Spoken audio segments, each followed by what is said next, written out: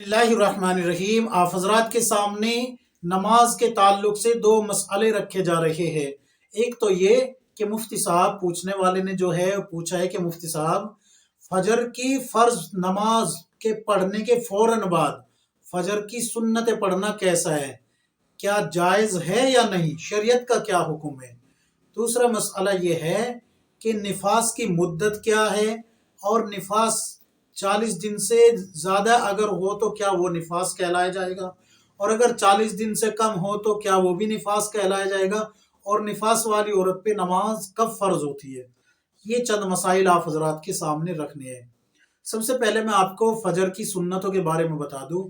देखिए, फ़जर की सुन्नतों का मसला ये है कि रसूलुल्लाह सल्लल्लाहु अलैहि वसल्लम ने, बुखारी शरीफ की रिवायत है, आप हजरात के सामने रख रहा हूँ, जिसके रावी है इब्न अब्बास रदियल्लाहु अन्हु। हजरत इब्न अब्बास रदियल्लाहु अन्हु जो है रावी है, वो फरमाते हैं कि रसूलुल्लाह सल्लल्लाहु अलैहि वसल्लम ने फजर की फ़र्ज नमाज पढ़ने के बाद से लेके इशराक के वक्त तक, जहाँ इशराक का वक्त शुरू होता है उस दरमियान में, और असर की फ़र्ज नमाज पढ़ने के बाद से लेके मगरिब के वक्त तक इस दरमियान में नवाफिल नमाजों को मना किया है, मकरू करार दिया है, शदीद मकरू है। और तिरमिज़ी शरीफ में भी यही है कि तिरमिज़ी शरीफ में भी साफ लफ्ज़ों में यही आया है कि ये नमाज यानी कि उस वक्त में नवाफिल सुन्नत नमाजें, नवाफिल नमाजें ये मकरू है।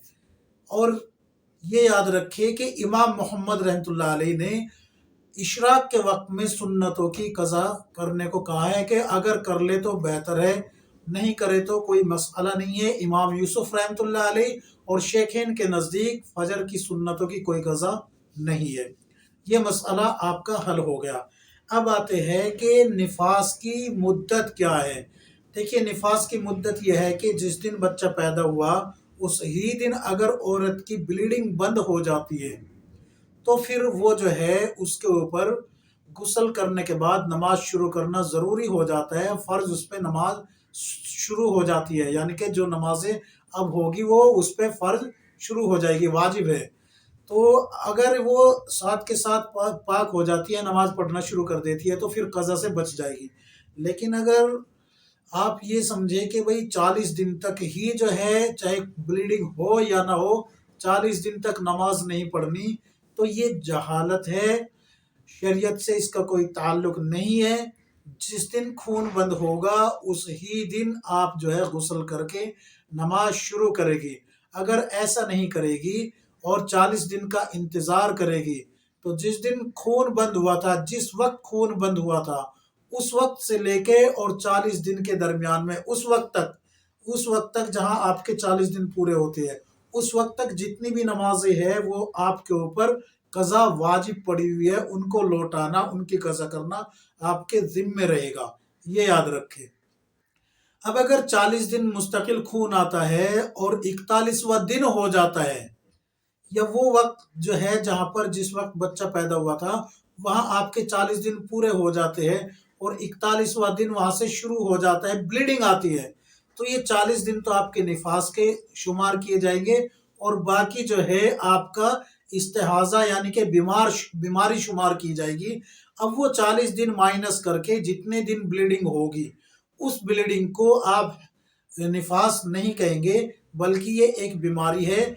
इसमें आपको नमाज पढ़नी पड़ेगी, पाक होके वजू करके, यानी कि पहले गुस्ल करें और फिर हर नमाज के लिए ताज़ा वजू करके आपको नमाज पढ़नी होगी। आप जो है अब शरई माजूर कहलाई जाएगी, ये याद रखें। अब आप हजरात के सामने ये बता रहा हूँ मैं कि निफास जो है उसकी मुद्दत बच्चे के पैदा होने से लेके 40 दिन तक है। इसमें वो कभी भी बंद हो जाए, चाहे बच्चा पैदा होने के फौरन बाद बंद हो जाए, चाहे 1 दिन में, चाहे 2 दिन में, चाहे 1 घंटे में, कभी भी बंद हो सकता है। जब बंद हो जाए जब भी आप पे नमाज फौरन आप पे शुरू हो जाएगी, यानी कि पढ़ना आपके ऊपर फ़र्ज हो जाएगा। ये तमाम मसाइल मैं आप हजरात को बता रहा हूँ। ये आपके सामने मैं पहले बुखारी शरीफ और वगैरह के हवाले पढ़ चुका हूँ, और ये आपको मिल जाएगा मसाइल मस्तूरात में, और इसी तरीके से बहिश्ती ज़ेवर वगैरह में आपको ये मसाइल मिल जाएंगे औरतों के ताल्लुक से। अल्लाह तबारक व तआला हम सबको किताब व सुन्नत के मुताबिक ज़िंदगी गुजारने की तौफीक अता फरमाए। आमीन या रब्बुल आलमीन।